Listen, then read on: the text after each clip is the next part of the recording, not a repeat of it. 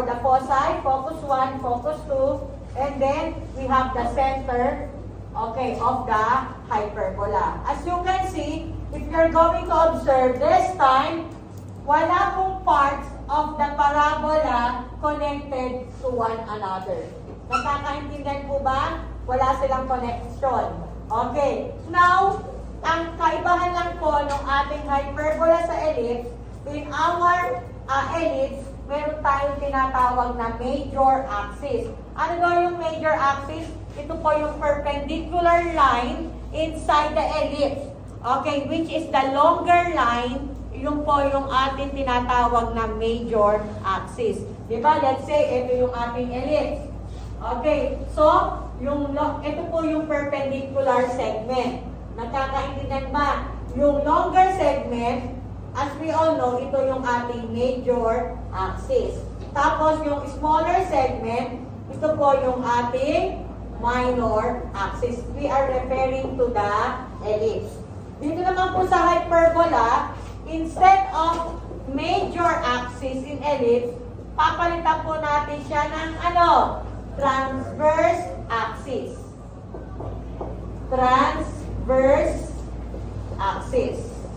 Ito po yung major axis. This one is in ellipse, this one is in hyperbola. Nagkakaintindihan po ba?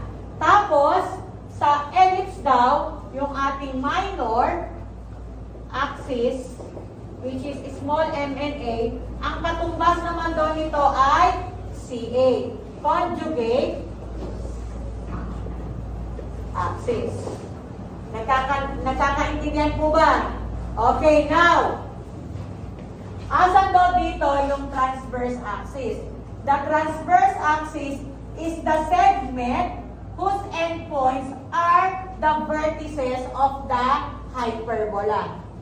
Okay, ano daw yung ating vertex? Ito po, yung ating vertex 1, saka ito po yung ating vertex 2. Kaya ito pong segment na to, whose endpoints are the vertex 1, saka vertex 2, yung tinatawag nating transverse axis. Ito lang po, yung ating transverse axis.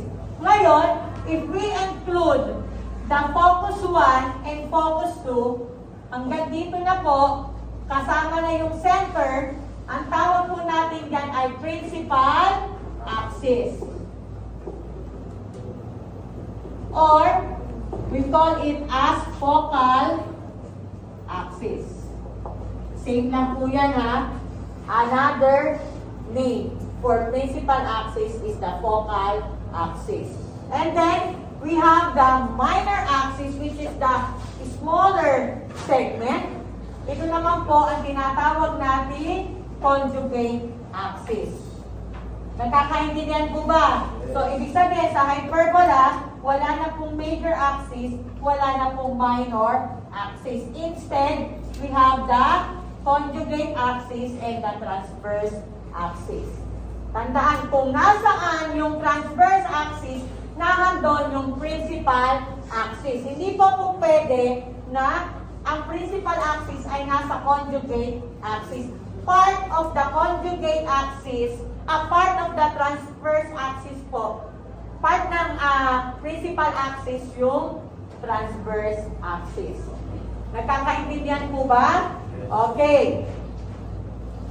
Okay, now we go. Of course, we all know where the latus rectum lies, di ba? Ano daw yung ating latus rectum natin? Andito po yan. Yung ating latus rectum 1, na dito yung ating latus rectum 2. Remember, paano tayo makapag-form ng parabola? Pagsasamahin lang po natin yung endpoint ng latus rectum at saka po ng vertex and form a curve or an arc to form a parabola. So, nandito po yan, dadaanan. Diba yung ating focus? We all know na yung focus po is the midpoint of the latus rectum. So, ibig sabihin, nandito po yung ating latus rectum. Nahandyan. So, nandito yung ating LRA or pwede magkabaliktad. Nandito naman po yung ating LRB. Tapos, of course, yung endpoint po niya, andito po yung Bawa po ay LRB1, LRB2, LRA1, LRA2. Depende kung saan sila nakaposisyon sa pagkuha natin ng characteristics. Nagkakaintindihan po ba? Okay. So, ilan po ba yung kinuha nating characteristics to plot the ellipse? I think 11 yon, right? 11 din po ito. Nagkakaintindihan ba? Kasi papalitan lang natin yung major axis again ng transverse axis at papalitan naman natin yung ating pong yung ating pong minor axis ng conjugate axis. And that will be for our activity 5. Ganito naman po yung ating activity 5. Nakakaintindihan po ba? Hello po, naiintindihan ba ako? Yes! At ako'y kinakapuso ng hininga. Okay, now we go to activity 5. Sa activity 5 naman is test 1, 1 to 15. Kukunin naman natin yung transverse axis, conjugate axis, and the LR. Okay, center at 0, 0 pa lang tayo ha. Take a look at your copy. Doon po sa table ng center at 0, 0. Okay. So, paano lang natin kinukuha yung ating transverse axis? The same with our major axis. Ano na yung ating major axis? 2A units. Nakakaintindihan po ba? So, we have our CA. Minor axis naman. Ano daw yung pagkuha natin ng minor? 2B units. Okay, tingnan natin yung LR. Remember our LR? Paano daw natin kinukuha yung ating LR in ellipse? So, that will be 2B squared over 8 units. So, you see, there is no difference. Nagkakaintindihan po ba? Okay, uulitin to.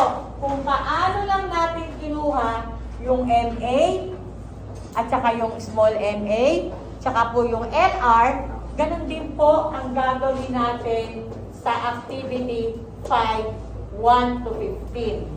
Nagkakaintindihan po? Example.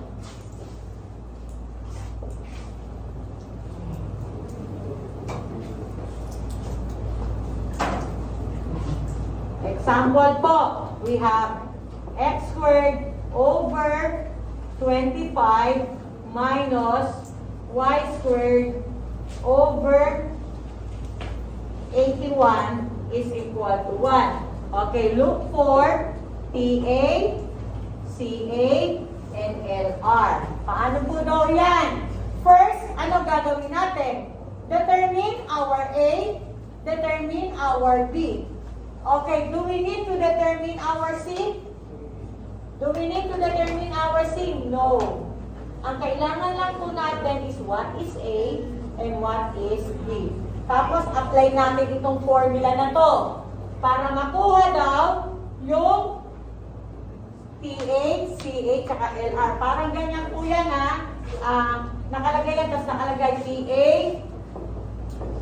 blank, CA, blank, LR, blank. Parang ganyan po sa test. 1, check each.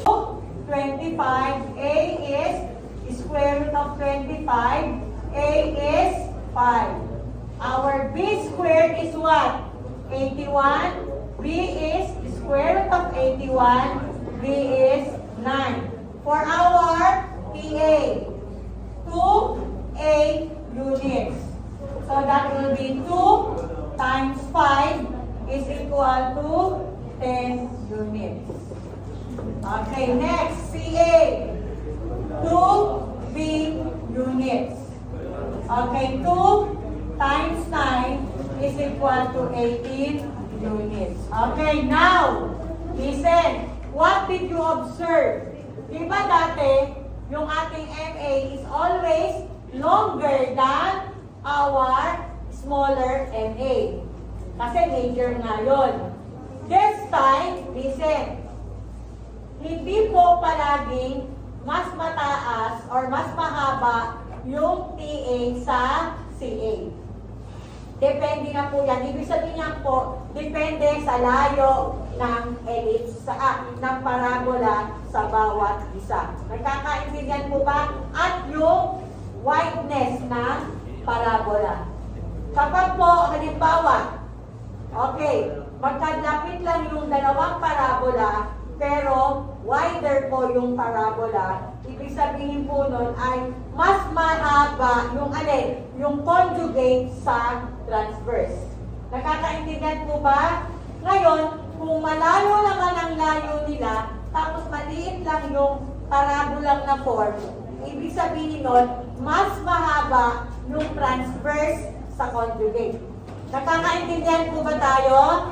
So, ibig sabihin dito, okay, hindi palaging mas mataas yung TA sa CA.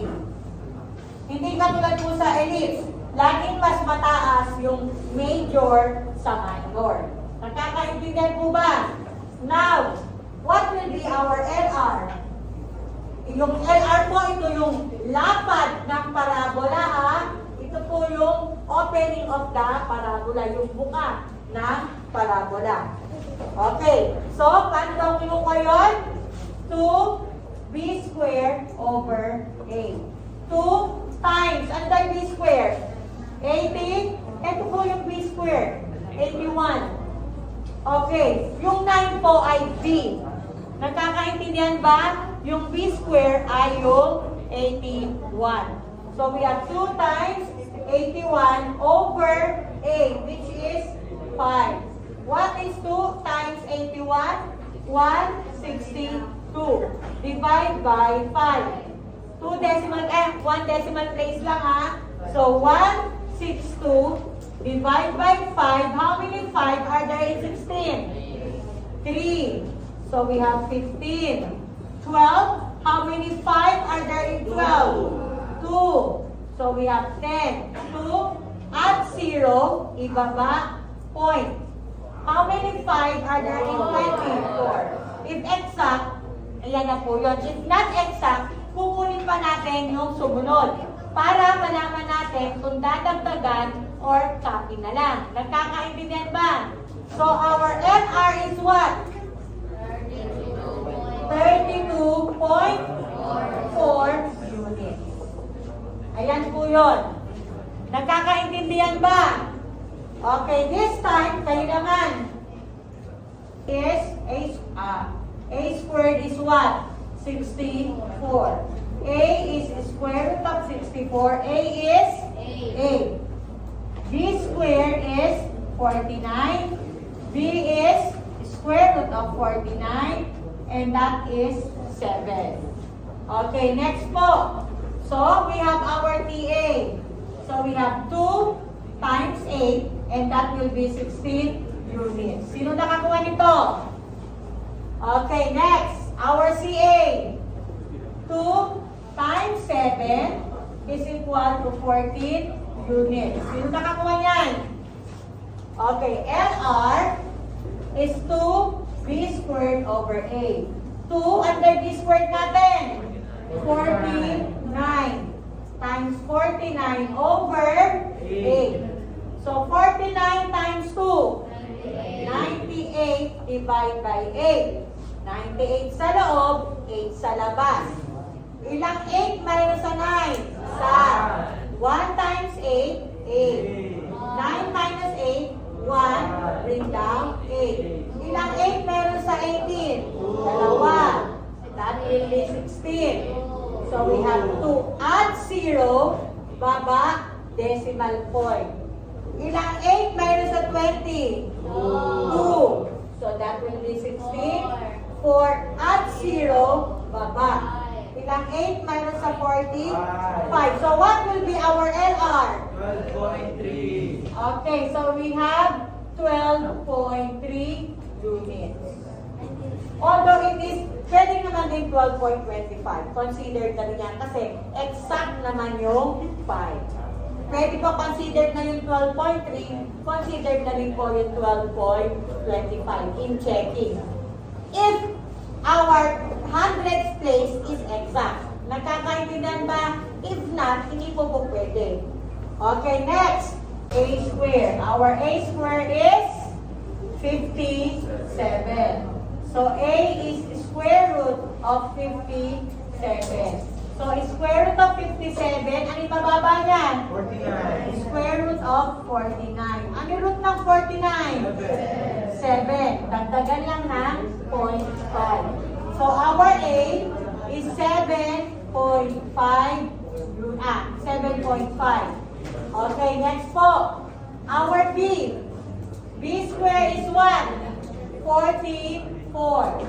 B is square root of 44. B is square root of 44. Ano yung malapit sa kanyang mababa? 36.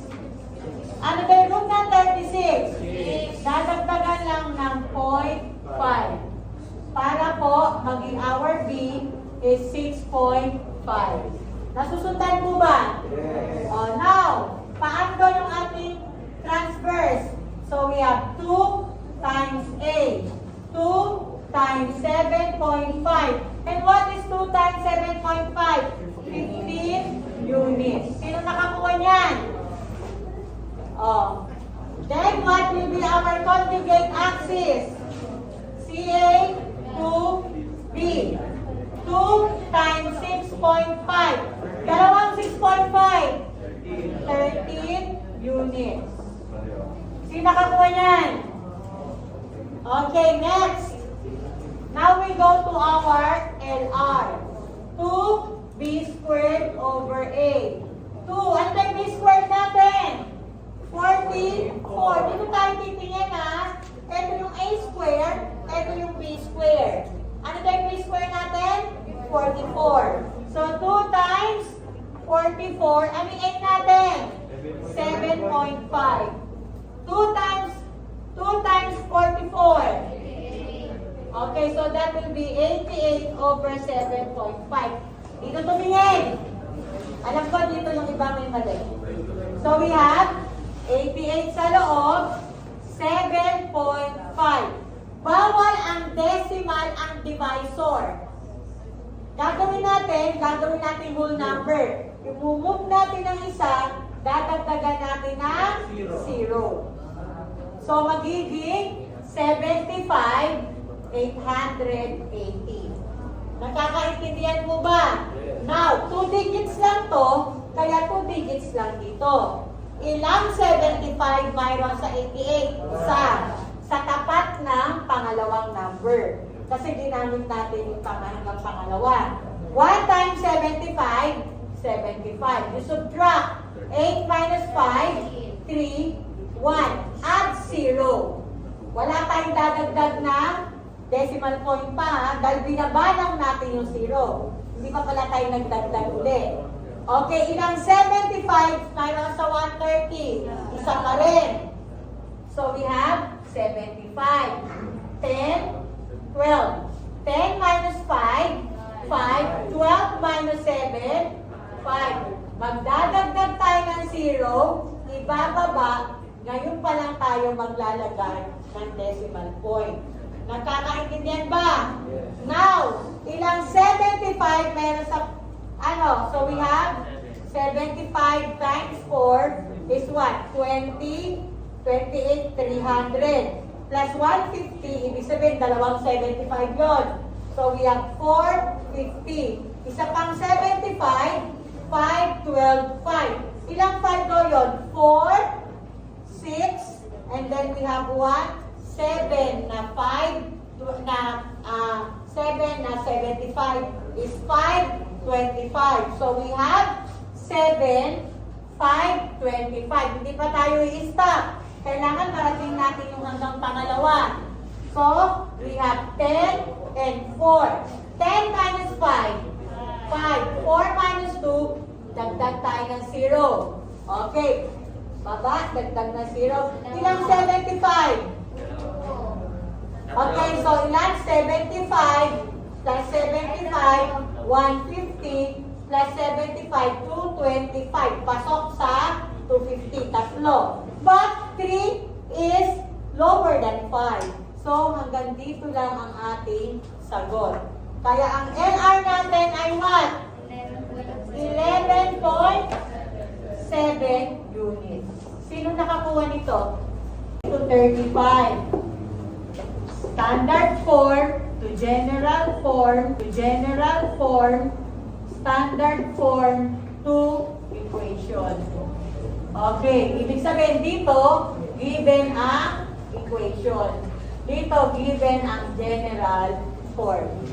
Given. But, ngayon, halo na yung center at 0, 0, saka center at HNK.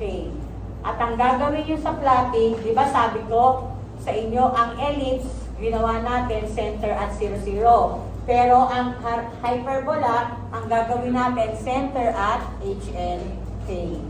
Okay. Dito muna tayo sa center at 0, 0. Okay. Siyempre, punta tayo, dalawa yan, di po ba? So, yung kanina pa natin ginagawa, ano lang do yun? So, we have here, let's say we have x squared over, sabihin na natin perfect muna tayo, 25 minus y squared over 36 is equal to 1. This is equation. So, equation, gagawin doon natin standard form, gagawin doon natin general form. Ano daw lang ginagawa natin dati sa ellipse? Cross product lang yon, di po ba? Paano lang daw yan? This is equation na. Equation yan. Gagawin natin standard form. Paano daw magiging standard form? So, 36 times x squared, 36x squared, minus 25 times y squared, 25y squared is equal to 25 times 36. Of course, we have 36x squared, 25y squared, 25 times 36, 30, 12, 15, 15, 6, 7, 0, 10, 900. So, 900. Ayan po yung standard form. Nakakaintindihan po ba? Now, ano naman daw yung general form? O, edi pasok lang natin doon. So, we have 36x squared minus 25y squared minus 900 is equal to 0. Kaya po, from equation, standard form, general form. Nakakaintindihan po ba? Okay, now, what if may number dito? Kunyari ay 3x squared over 16 minus 4y squared over 21 is equal to 1. O, paano daw ulit natin gagawin? Standard equation. Gagawin daw natin standard form. Gagawin daw natin general form. O, paano daw yan? Kapag ito yung given. O, di ganun din, paano daw natin gagawin? So, we have 21 times 3 times x squared. Ito lang po yun, di ba? Minus 16 times 4 times y squared equals 16 times 21. Nasusundan ba? So now we have, what is 21 times 3? 63 x squared. 16 times 4, 64 y squared. And then we have 16 times 21. So we have 6, 1, 12, 2, 3, 3, 3, 6. 336. O, ayan po yung standard form. Paano ba siya gagawing general form? 63 x squared minus 64 y squared minus 336 is equal to 0. General form. Nasusundan ba? Okay. Ganyan din yung ellipse pero bakit palpak-palpak pa din? Okay, next. O, given naman daw yung general form. Babalik pa din natin, ha? Okay na po ba? Nasusundan? Okay. Dito, gawin naman daw natin. Okay, given naman daw yung general form, pupunta sa standard form, pupunta sa equation. Ito naman daw ang gawin natin general form. O, ang general form ay 36 x squared minus 25 y squared minus 900. Ayan po. Yung is equal to 0. Ayan po yung general form. Paano daw siya magiging standard form? Paano na magiging standard form? Eh di itong 900, ililipat lang sa kabila. So magiging ano?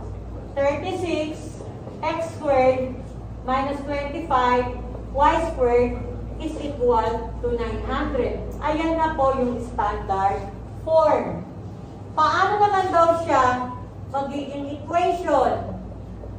So we have 36 x squared minus 25 y squared 900 divided by, ano daw to?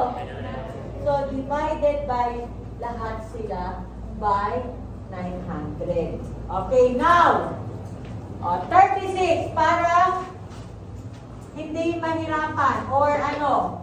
Okay, kunyari hindi natin alam kung paano mag-ano. So, 36 sa 900, ano yung pwede nilang i-divide sa isang number? O, sabi natin 2. O, 36 divide by 2. 18. Pag pinaliit, 450. O, paliitin ulit. 9. Tsaka 225. Okay, nadidivide sa 3. Bakit? Ang 9 ba nadidivide sa 3? Yes. 2 plus 2. 4 plus 5. So, ibig sabihin, ang 225 nadidivide din sa 3. Nagkakaintindihan ba? O, nadidivide sa 3. 9 divide by 3. 3. 2 to 5 divide by 3. Ilang 3 mayroon sa 22? 7. 21. 15. 5. So, that is 75. Nadidivide pareho sa 3. 7 plus 5, 12. At 12 nadidivide sa 3, di ba? So, 3 divided by 3, 1. 25 divided by 3. So, ayan po yung sagot. Pag pinaliit natin, yung 36 is 1 over 25 x squared. Kahit imaginary 1 na yan. Nagkakaintindihan ba? Or isulat ninyo, tama pa din. Nagkakaintindihan po. Now, eto yun ha. Yung 1 over 25. Ito naman daw yung paliliitin natin. Yung 25 over 900. Pag nag-e-end sa 0 at 5, ibig sabihin divisible by 5. Nagkakaintindihan ba? Nadidivide sa 5.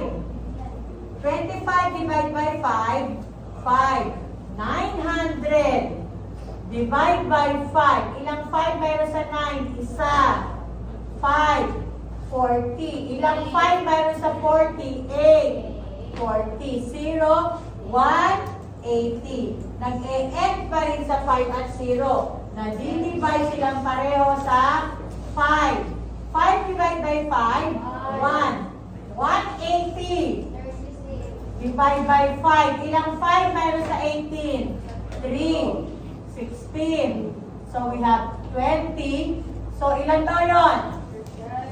So we have all. Ilan na ba? 4. Tama ba? 15. This is 15. Sorry. So we have 30. So we have 36. So ayan po yun. Kaya, ilalagay lang po natin yung 1 over 36 y squared or y squared na lang over 36. And 900 divided by 900 is 1. O eto na po yung kanyang equation. Tatanggalin nyo na lang po yung imaginary 1. Nakakaintindihan ba? Okay, now minus 25 y squared minus 900. Ayan po. Yung is equal to 0. Ayan po yung general form. Paano daw siya magiging standard form? Paano daw magiging standard form? Eh di itong 900, ililipat lang sa kabila. So magiging ano? 36 x squared minus 25 y squared is equal to 900. Ayan na po yung standard form. Paano naman daw siya magiging equation? So we have 36 x squared minus 25 y squared 900 divided by, ano daw to? So divided by lahat sila by 900. Okay, now, 36 para hindi mahirapan or ano. Okay, kunyari hindi natin alam kung paano mag-ano. So, 36 saka 900, ano yung pwede nilang i-divide sa isang number? O, sabi natin 2. O, 36 divide by 2. 18. Pag pinaliit, 450. O, paliitin ulit. 9. Tsaka 225. Okay, nadidivide sa 3. Bakit? Ang 9 ba nadidivide sa 3? Yes. 2 plus 2. 4 plus 5. So, ibig sabihin, ang 225 nadidivide sa 3. Nagkakaintindihan ba? O, nadidivide sa 3. 9 divide by 3. 3. 2 to 5 divide by 3. Ilang 3 mayroon sa 22? 7. 21. 15. 5. So that is 75. Nadidivide pareho sa 3. 7 plus 5, 12. At 12 nadidivide sa 3, di ba?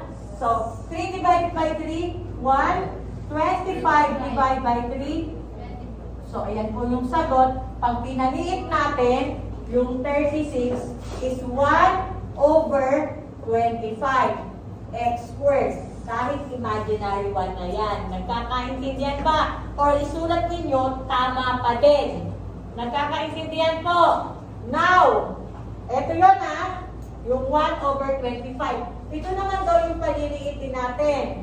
Yung 25 over 900. Pag nag-e-end sa 0 at 5, ibig sabihin divisible by 5. Nagkakaintindihan ba? Nadidivide sa 5. 25 divide by 5, 5. 900 divide by 5. Ilang 5 mayroon sa 9? Isa. 5. 40. Ilang 5 mayroon sa 40? 8. 40. 0. 1. 80. Nag-e-end pa rin sa 5 at 0. Nadidivide silang pareho sa 5. 5 divide by 5, 1. 180. Divide by 5. Ilang 5 mayroon sa 18? 3. 16. So we have 20. So ilan daw yun? So we have oil. Ilan na ba? 4. Tama ba? 15. This is 15. Sorry. So we have 30. So we have 36. So ayan po yun. Kaya, ilalagay lang po natin yung 1 over 36 y squared or y squared na lang over 36. And 900 divided by 900 is 1. O eto na po yung kanyang equation. Tatanggalin nyo na lang po yung imaginary. Okay. So, paano na magiging standard form? 63 x squared minus 64 y squared is equal to 336. Tapos, paano na magiging equation? 63 x squared minus 64 y squared is equal to 336. Divided by 336. Tapos, paliliitin nyo na lang. The problem is, pag hindi kayo marunong mag-lowest term, you know and the problem is, you know the process, di ba? Alam nyo paano gagawin, na kung ano yung ating constant ipang divide. The question is, or the problem is, paano siya paliliitin? Diba? Yan ang problema niya, right? Okay, at yun dapat ang inyong pong aaralin. Kasi hindi na po natin covered yung paano mag-lowest term. Kasi po yun po ay elementary pa lang, nag-lowest term na tayo ng fraction. Nagkakaintindihan ba? Dapat tulungan niyo sarili niyo na magbalik-aral. Kasi hindi ko na po yan ituturo. Aba, saan tayo nakakita ng senior high na kayo and tinuturuan pa kayo paano magpaliit ng fraction? Paano mag-lowest term? Okay, so we have here 63, tsaka 3, 3, 6. Okay, check nyo lang palagi. Kadalasan dyan, 2, 3, 5. Ganun na lang. Kung hindi nyo kaya ng isang malaking ang number. Nagkakaintindihan ba? Okay. Hindi na na-divide sa 2, right? Kasi po, bakit hindi na-divide sa 2? Kasi yung 63 ay hindi even number. Nagkakaintindihan. Pero what is 6 plus 3? 9. Ang 9 ba na-divide sa 3? Yes. 3 plus 3? 6. Plus 6. Ang 12 ba na-divide sa 3? Yes. So, ibig sabihin, pwede natin na i-divide sa 3. Okay. 63 divided by 3 is what? 21. Okay. Then we have 336 divided by 3 is what? 112.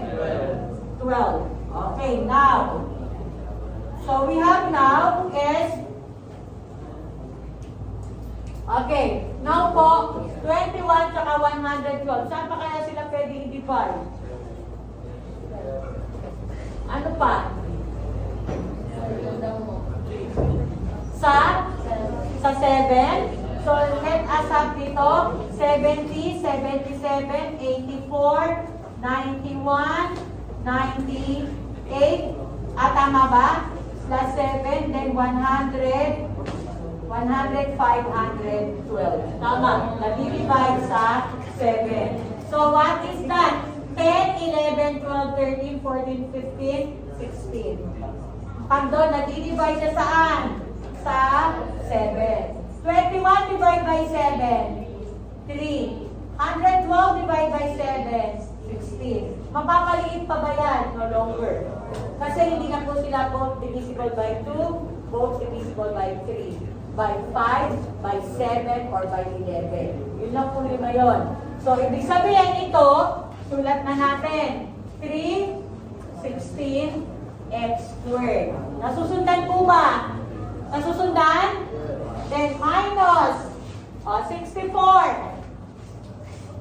Divide 3, 3, 6. Saan nag-divide? Sa 2 muna ulit. Okay. 64 divide by 2. 32. 336 divide by 2. 150 plus 18.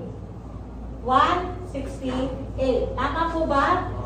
So we have 168. Divide by 2 ulit. Kahit unti-unti. 32 divide by 2. 8. Ano po? 16. Okay, 168 divide by 2. 160, 80. Tsaka yung 8, 84. Nadi-divide ulit saan yung 16 tsaka 84? Sa 2 ulit. 8 tsaka 40, 2. Nadi-divide ulit sa 2. 4 tsaka 21. Mapapaliit pa ba? Hindi na. So that will be 4 y squared over 21. 336 divided by 336, 1. So that will be the equation. Nasusundan po ba? Nasusundan? Okay. Okay. So, paano na magiging standard form? 63 x squared minus 64 y squared is equal to 336. Tapos, paano na magiging equation? 63 x squared minus 64 y squared is equal to 336. Divided by 336.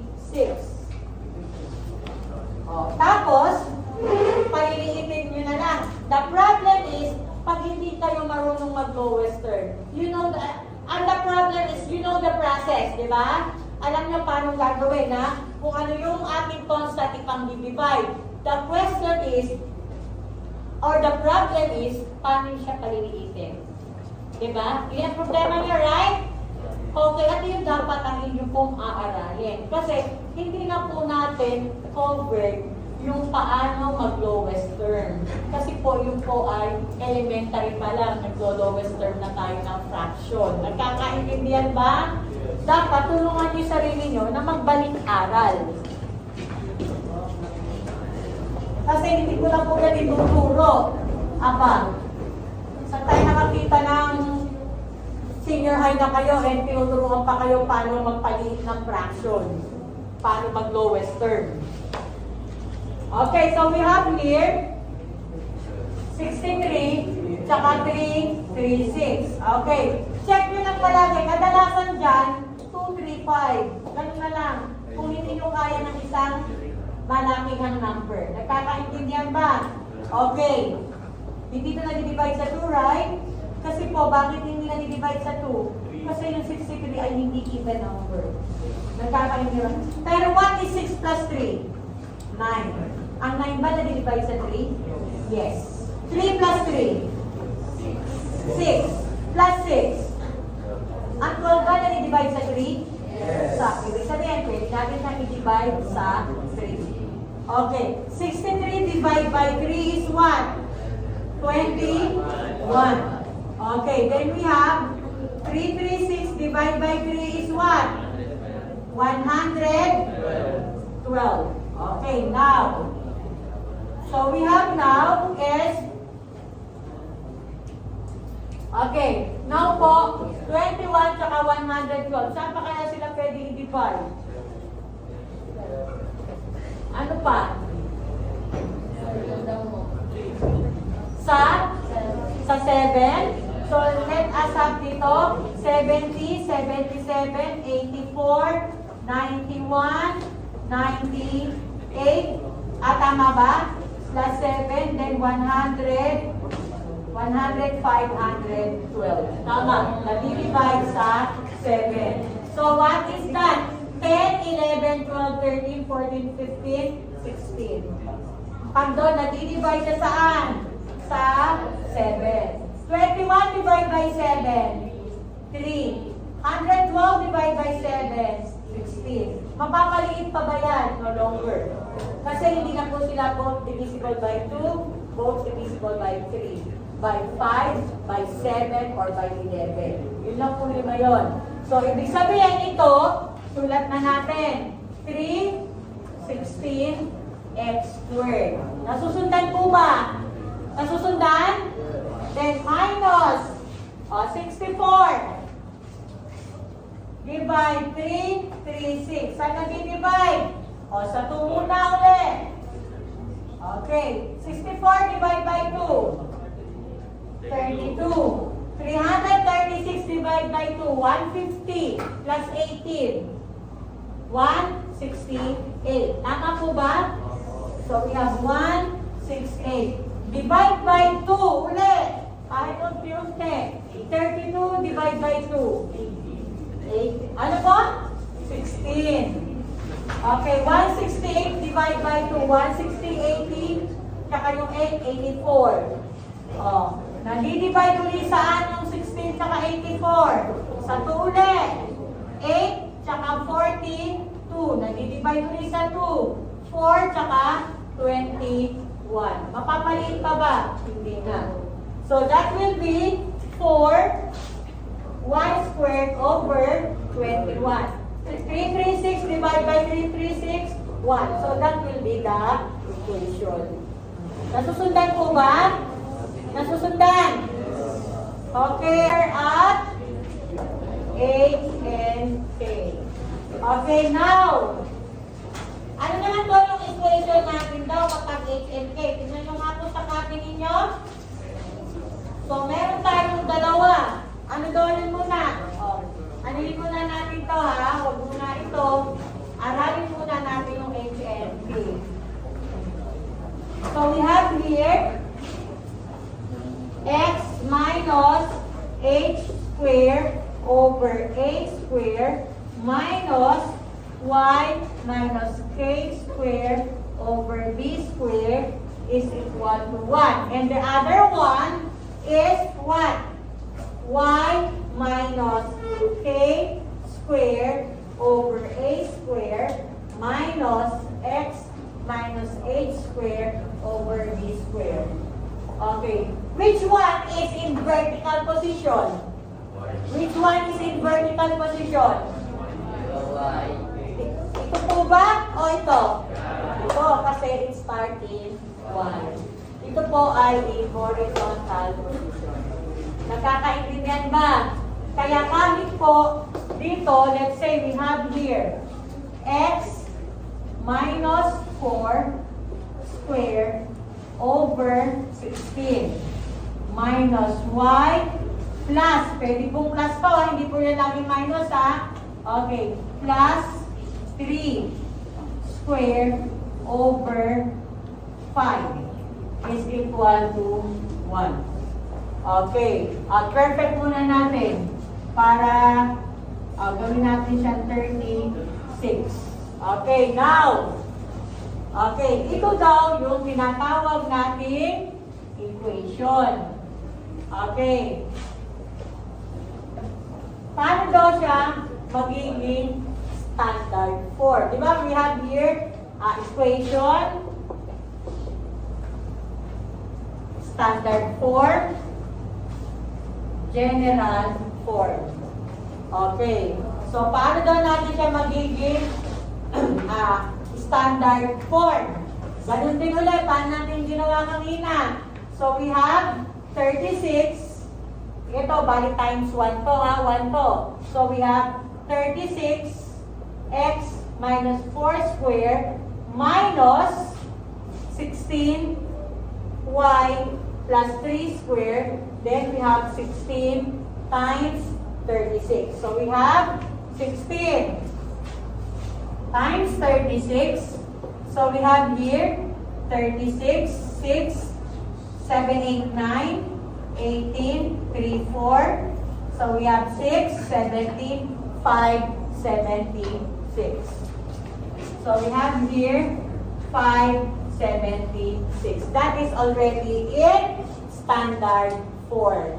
Nagkakaintindihan ba? So, paano naman daw siya magiging general form?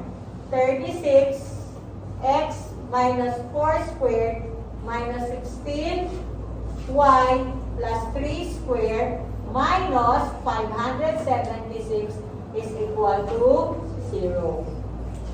Nasusundan po ba? Nasusundan. Okay, now, paano naman daw from general form, yun, yung general form. General form, magiging standard form, magiging equation. General form, 36 x minus 4 squared minus 16 y plus 3 squared minus 576 is equal to 0. Paano daw siya magiging standard form? 36 x minus 4 squared minus 16 y plus 3 squared is equal to 576. Nasusundan ba? Paano naman daw siya magiging equation? Paano daw yan? So, ganun ulit. 36, eto na.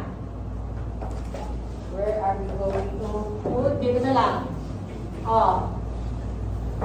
So, we have now 36 x minus 4 squared minus 16 y plus 3 squared is equal to 576 divided by 576. Okay, yan lang ulit. I-divide lang natin. At ang lalabas dyan ay 1/16 pag pinaliit. Nagkakaintindihan ba? Ito naman, pag pinaliit, lalabas 1/36. Tapos ito, 576 divided by 576, lalabas yung 1. Kaya babalik po tayo dito. Nakakaintindihan po ba? Naintindihan ako? Sino nakakaintindi? Plus 3 square is equal to 576.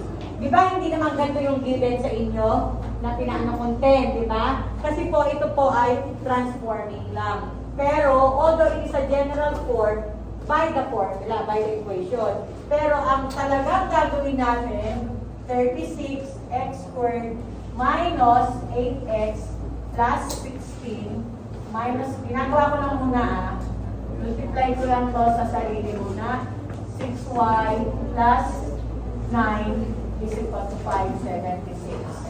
So 36x squared minus 36 times 8, 48, 24, 88x plus 36 times 16, 36, 18, 21, 6, 3, 6, 7, 5, 576 minus 16, 576 minus 16 y squared minus 16 times 6, 36, 6, 9, 96y minus 16 times 9, 54, 9, 144 minus 5, 76 is equal to 0. Wait lang po Actually, ganito naman yung given sa inyo. Doon sa pinagagawa ko, right? Okay. Dito na tayo sa 36x squared minus 288x minus, okay, we have here 36x squared minus 16y squared minus 288x minus 96y. Then we have, cancel natin, so minus 144 is equal to 0. Remember, parang ganito yung given, di ba? Doon sa by group. Tama po ba ako? Nakaganyang format. Okay. Ang palatandaan natin is, kapag nauna ang x, ibig sabihin nun ay x minus y. Nagkakaintindihan ba? Ang dapat na lalabas na equation y. Dahil, we have to find out the equation in order to determine the parts of the hyperbola to flat. Nagkakaintindihan po ba? Kasi hindi natin malalaman what is our center, what is H, what is K, what is A, what is B, what is C, what will be the length of the latus rectum, what will be the length of the transverse axis, the conjugate axis, kung hindi natin kukunin yung equation of the hyperbola. Nagkakaintindihan po ba? So, mula rito, gagawin natin ito. Ibabalik natin siya dito. Pero, of course, hindi nyo alam yan. Kumbaga, pinapakita lang natin kung lalabas talaga siya dito ng ganitong equation. Nagkakaintindihan po ba? Is it clear? Okay. So, pag ganyan, remember yung ating pagkuha ng ating equation sa center. Tama po ba yun? Ano daw ginagawa natin? Anyone who can still remember? I-group natin, di ba? Family of x, family of y, then constant sa kabila. So, paano daw pag natin group? 36, dito na lang. I-write ko lang So, we have 36 x squared minus 288x family of x. Then we have negative 16y squared minus 96y family of y. Then, is equal, yung ating constant, ilipat sa kabila, 144. Kukunin natin yung common. Ano yung common niya? 36. Okay, so we have 36. So we have 36x squared divided by 36 is 1x squared or x squared minus 288 divided by 36. Okay, so 36, so we have plus 36 times what? Let's say we have times 5. So 30, so 15, 18. Plus 72, ibig sabihin, dalawang 36 yon. So we have 2, 15, tsaka 2, 252. Plus 36, so that will be 288. So ilang 36 daw? 5, 7, 8. Tama po ba ako? So we have here 8x.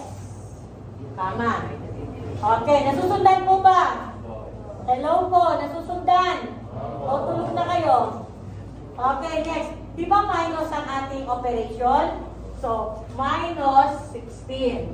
So we have here 16y squared divided by 16. 16 is y squared. Kasi negative 16 times y squared is negative 16y squared. Nasusundan po ba? Negative divided by negative. Positive. 96 divided by 16. So we have 36 plus 36, 72 plus 30, 16 pala, sorry. 16 times 5 is 80. Plus 16 is 96. So 5 plus 1, 6. Tama po ba po? So we have 6y. Ibig sabihin, negative 16 times positive 6y is negative 96y.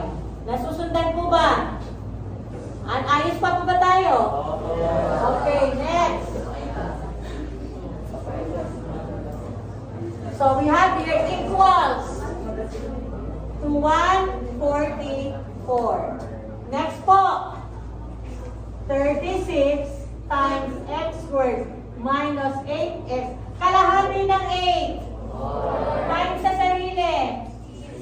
So, positive 16. Okay. Minus 16 y squared plus 6y. Kalahati ng 6. Times sa sarili. Plus 9. Equals 144 plus 36 times 16 minus 16 times 9. Ito po yun ha. Ito, tsaka ito, tapos ito, tsaka ito. Ilalagay dito. Nagkakaintindihan ba?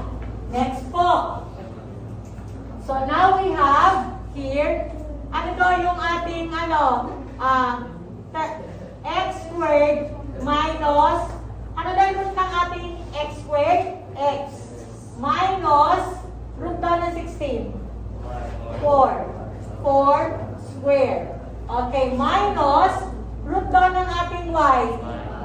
Y plus, root daw ng ating 9, 3 squared. Is equal to, okay, so we have now here, lagay pa pala natin itong 36 at saka itong 16. Pinuha lang natin yung square nito. Okay. Next po, we have 36 times 16. Tingnan lang ako So we have 36, 18, 21. Ayaw ko na magpanggap. Nahihirapan ako. 6 tsaka 3. 576. So we have 144 plus 576 minus 16 times 9, 54. So we have 9 plus 4 is 144. Okay, cancel natin yan. Nasusundan ba? Okay, ano lumabas? 36 x minus 4 square minus 16 y plus 3 square is equal to 576. Natatandaan nyo, ito yung general form. Nasusundan ba? Okay, ito yun, no? As you can see. Ayan. Nagkakaintindihan po ba? Okay, now, buhay pa ba tayo? Okay. Ngayon, listen. So, ano daw yung ating magiging equation dito? Na natatandaan kanina, pag divide daw yan. Ano lumabas dito? X minus 4 squared minus, ano daw, over, kanina? Over 16, right? Then we have here, ginawa na natin to ha? Baka sabihin nyo, hey ma'am, nasan yung ano? Ginawa na natin to kanina. Over, ano to? 20? Ano? 36 is equal to 1. Okay. Dahil ito po, yung mag-relate sa atin kung paano daw tayo magpa-plot sa activity 6. Nagkakaintindihan po ba? Okay, now,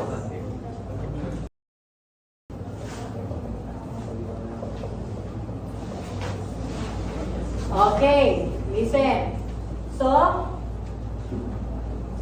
una, ang kukunin natin is the value of our H, the value of our K. Of course, ano pa yung kailangan natin ngayon?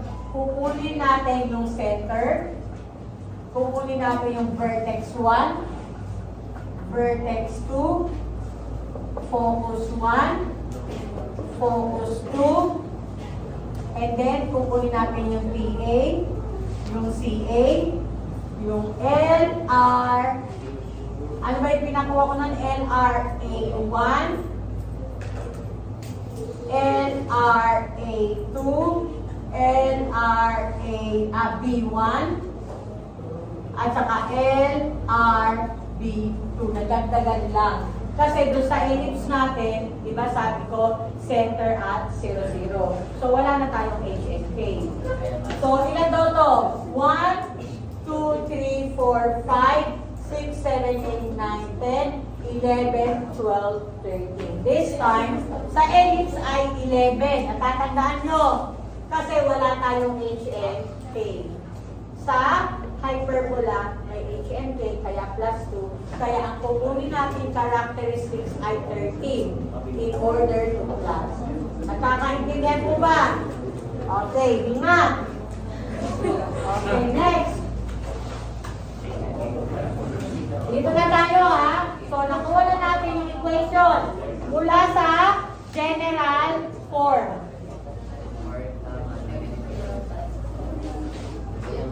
So, we have x minus 4 squared over 16 minus y plus 3 squared over 36 is equal to 1. Yan ay nakuha natin ha, mula sa general form na given. Okay. So,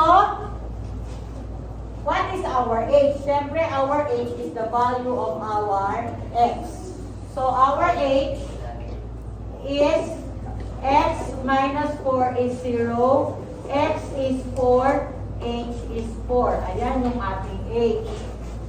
Okay, our K. K is the value of our Y.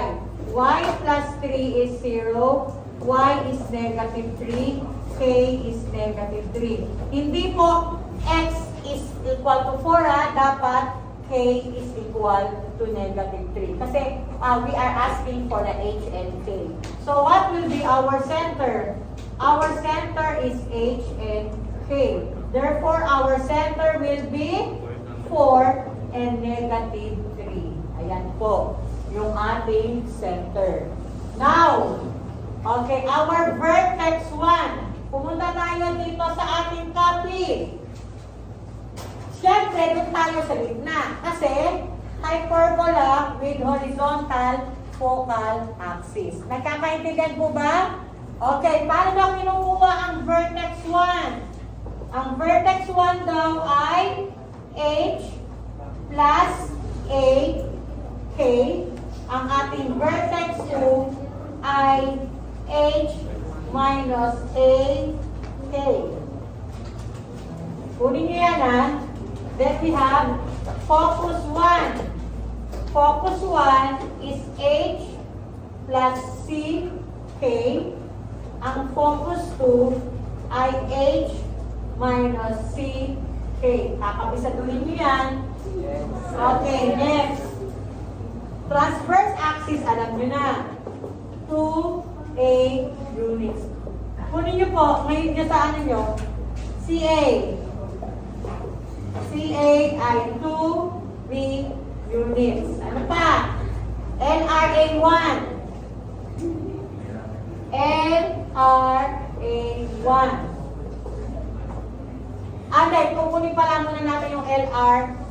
2. Okay, LR natin B squared over A units.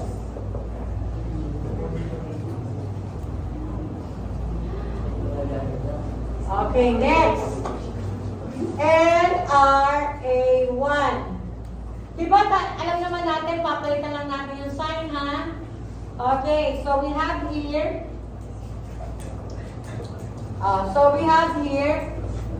is H minus C, comma, then we have K plus B squared over A. LRA2. H minus C, K minus B squared over A. Tapos, LRB1, H plus C, K plus B squared over A. And then LRB2, H plus C, K minus B squared over A. As you can see, makinig po. Ano po daw yung magiging hint natin? Di ba yung sa atin po, if you remember, yung ating ellipse, tinatandaan lang natin yung sign, di ba? Ano daw yung sign natin doon sa ating ellipse? Minus plus, minus minus, plus plus, and then plus minus. Di po ba? Ngayon, tingnan nyo, aralin nyo, ano ang pagkakaiba naman ng dalawa? Magkamukha ito. Yung, kung makukuha doon natin ito, magkaparehas sila, ha? Itong LRA1, parehas sa LRB1. Itong LRA2, parehas sa LRB2. Pero, dito sila nagkakaiba. Ito namang LRA1, magkamukha sila. Ito namang LRB1, tsaka B2, magkamukha sila ng first number, first element. Nakakaintindihan po ba? Okay. Pwede na po ba? Okay, so ang gagawin ko na lang para naman hindi naman kayo umiyak sa activity 6. Okay, ito pong pagkuha ng LRA, susulat ko sa board. Nakakaintindihan ba yung endpoint lang, ha? Pero ito, ang isaduhin nyo to, ha? This one. Nakakaintindihan po ba? Okay. Okay, now, given daw yung ating ito. Sige na po, kunin nyo. Nakawa ko na yung HKC, ha? Kunin nyo na po lahat ito. Sige. Natin, H plus A, comma, K. So, ano na H natin? 4 plus, ano yung A natin? Oh, by the way, kunin muna natin yung A. Ang A natin, A squared, is 16. A is the square root of 16, which is 4. Our B squared is what? So we have 36. B is the square root of 36. B is 6. And our C is A squared plus B squared. So that will be 16 plus 36. So that will be square root of 52. So, ano yung malapit? So that will be 49. So that will be 7.5. Tama po ba ako? Okay. So, ano ang A natin? Ang A natin ay 4. Ang K natin ay negative 3. So, 8 and negative 3. Ito ang vertex 1. Sino nakakuha niyan? What will be our vertex 2? So, we have H minus A and K. So, 4 minus 4 and negative 3. 0 and negative 3. Sino nakakuha niyan? Okay, next. Focus 1. Ano yung focus 1 natin?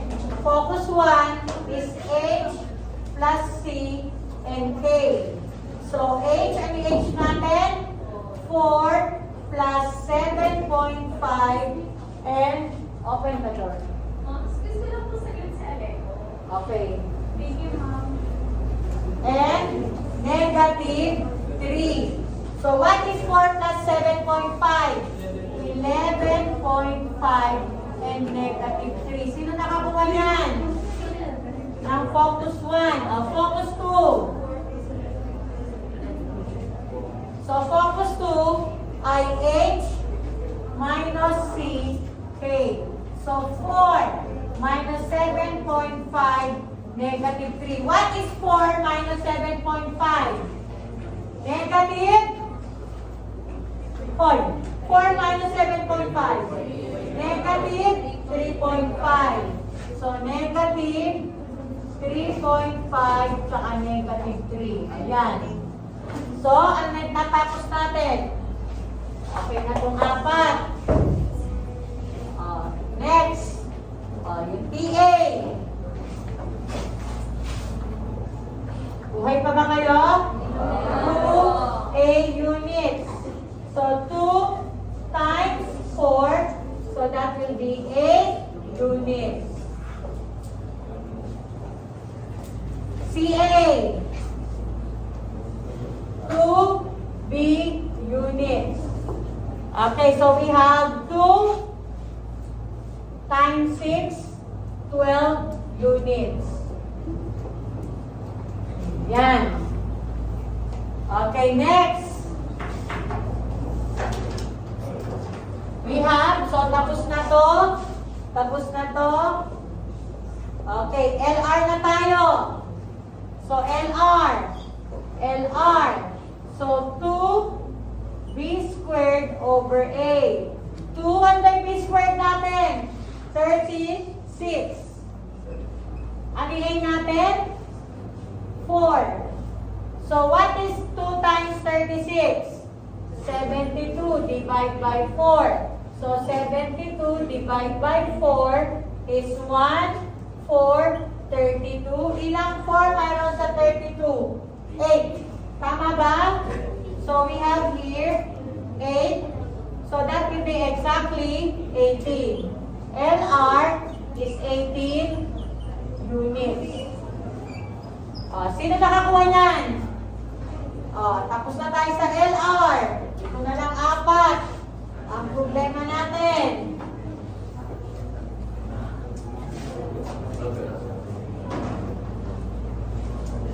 Punta tayo sa dito na lang para aayusin na lang natin. Okay, saan pa ba pwedeng pumwesto dito? Okay. So, LR A1. LR A1. So, we have H minus C. Ano yung H natin? 4. 4 minus C. 7.5. Comma. K. Asa K natin? Negative 3. Plus. Ano yung B squared natin? 36. 36 divided by 4 is what? 36 divided by 4? 9. So, ito daw ay 9 plus 9. So, what is 4 minus 7.5? Negative 3.5. Negative 3 plus 9, 6. Ito daw yung ating LR A1. Nasusundan mo ba? Hoy. LR A2. Magkamukha po ba? Magkamukha. O, di copy na lang natin. Negative 3.5. Kaya lang this time, minus. So, negative 3 minus negative 3 minus 9 is what? Negative 3.5 comma negative 12. Ayan, yung ating LRA2. Nasusundan po ba? Okay, LRB1. Ano yung kamukha doon nito? Wala. So, i-add natin. 4 plus 7.5. Tapos, we have here, kamukha nito. Ito, kamukha niya, di ba? So, we have 6. So, we have 11.5 and 6. Ito yung ating LRB1. LRB2. Ano yung kamukha doon niya? Ito, Brent, 11.5. Tapos, K minus, kamukha naman ito, negative 12. So, ayan po, yung ating, okay. So, kung titignan pala natin, tingnan nyo, we have 6, then we have 6, negative 12, negative 12, tapos ito magkamukha, ito magkamukha. Nagkakaintindihan ba? Kung magiging observant kayo. Nasusundan po ba? Okay. Now, graph. Dito na lang, sabihin na sa akin mga ano at wala akong copy nito. Okay.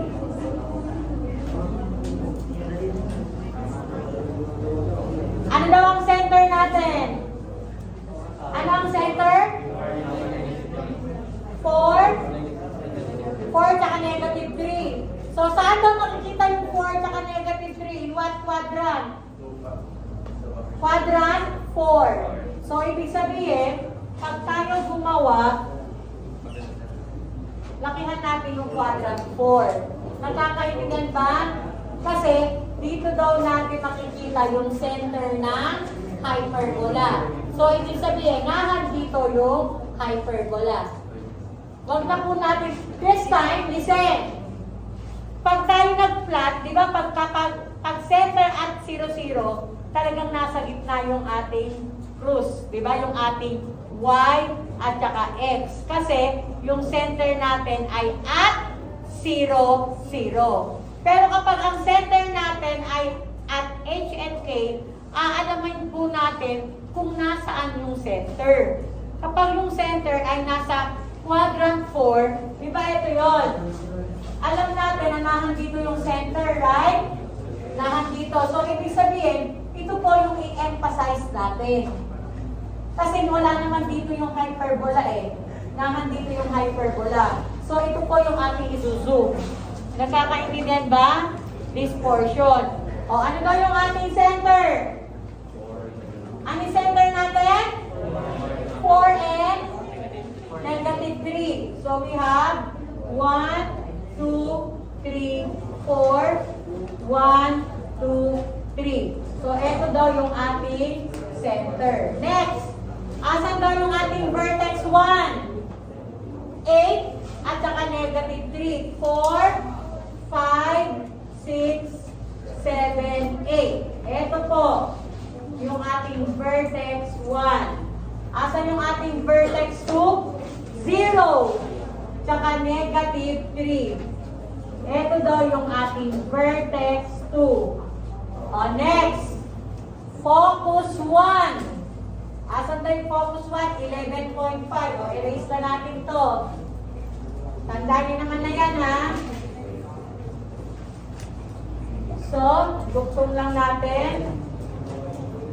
So, 8, 9, 10, 11, 12. Of course, 11.5 nasa gitna ng 11 at saka na 12.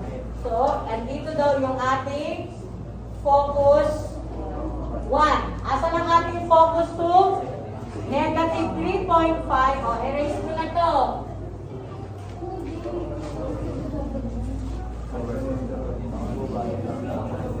O, duktong natin to.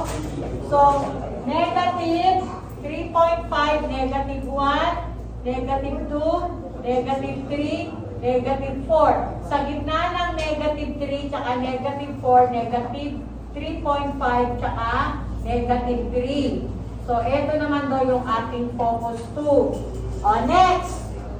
Yung ating, ano ba yun? PA. O, of course, alam na natin, yung PA daw, ito, yung pinat, yung endpoint daw, ayan. Ito daw yung ating PA. Okay, next. Yung ating daw palang CA, of course, kunin muna natin yung 2B. Nagkakaintindihan po ba? Ano daw yung B natin? Ano yung B natin kanina? 36. So that will be what? 6. So 12. So ibig sabihin, 12 daw mula dito. Mula daw dito sa center ha. So kalahati daw ng 12. Hahatiin pa natin 6. Tandaan. Para daw makukuha natin yon yung para sa point and point daw ng CA, gagawin natin, di ba? Ang CA daw natin ay 2B. Tapos, i-divide lang natin sa 2 para yun yung kalahating mula sa center pataas, tapos mula sa center pababa. Kasi ibig sabihin daw, mula daw sa kasama yung center, ganun kahaba yung ating CA. Di ba, we have here, ano daw to? Ano ito natin? Ano yung B natin? Ano yung B natin? 6. So that will be 12 units. Ang haba. Ang haba daw ng ating CA ay 12. Kasama na yung sa center. Ano yung kalahati ng 12? 6. So ibig sabihin, mula sa center, aakyat tayo ng 6. Nakakaintindihan ba? At bababa tayo ng 6. Okay. Kaya tayo may grid. So we have 1, 2, 3. So we have center 1, 2, 3, 4, 5, 6. Ito po. Tapos, baba din tayo ng 6 mula dito. So 1, 2, 3, 4, 5, 6. Ito naman po. So, pag dudugtungin natin, ito naman po yung ating CA. Nasusundan po ba? Nasusundan? Opo ha? Next. Ano susunod? LRA1. O, ito daw yun. So, negative 3.5. Ito yun. Negative 3.5. At saka daw positive 6. Taas natin 1, 2, 3.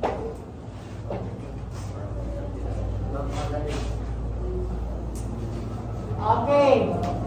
So we have negative 3.5. Ito yun ha. Negative 3.5. Kasi ito yung 0 ha.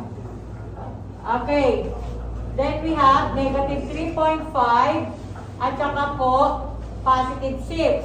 So we have 1, 2, 3, 4, 5, 6. So ito.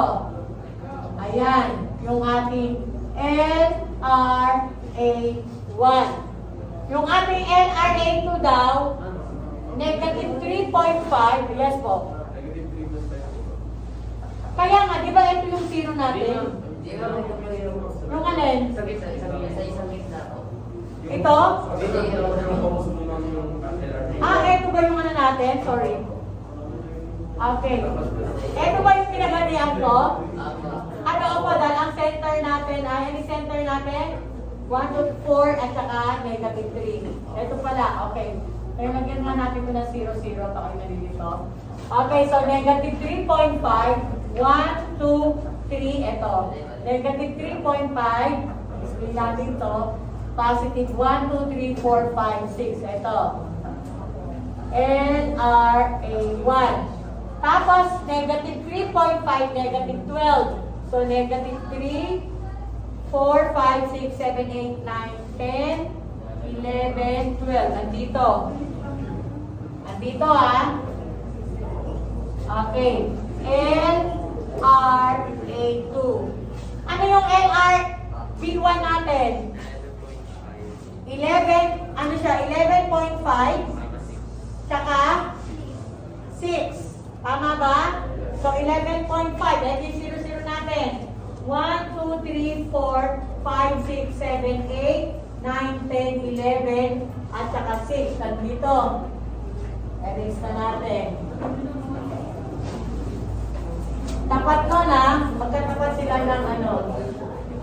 O, tansya na lang. LRB1. Tapos, 11.5 tsaka negative 12, right? So, dito, tapat na dito yon. LRB2. Then, ano ba i-connect natin? Yung endpoint, tsaka vertex, tsaka endpoint. So, ito po yun.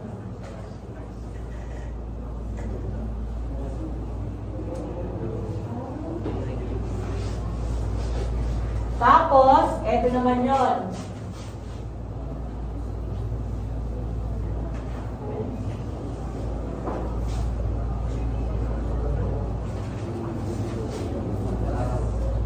Okay, nakaganyan yan ha. Okay. Nakaganyan yan. Ayan po yung ating, kahit hindi na po natin lagyan to kasi ang pinag-uusapan natin yung parabola. Nagkakaintindihan ba? So, ayan na po. Yung labing isa na kailangan nating mahanap. Okay. Ayan po yung labing isa. Ano na daw yun? 1, 2, 3, 4, 5, 6, 7, 8, 9, 10, 11. Nasusundan po ba? Okay. So, yan po yung ating dapat na mahanap in order to plot. Ngayon, kapag ang na-plot nyo ay hindi magka-size na parabola, mali. Nagkakaintindihan po ba? Dapat yung parabola ay parang identically the same siya, congruent. Kaya nga lang ay magkatalikuran in opposite direction. Hindi po pwede yung pag kayo gumawa yung isang parabola, ganyan, tapos yung isang parabola ay ganito, ganon. Magkaiba po yun, ha? Kasi isa lang yung kanilang LR. Isa lang yung kanilang spread ng wideness ng kanilang pong parabola. Malinaw po ba?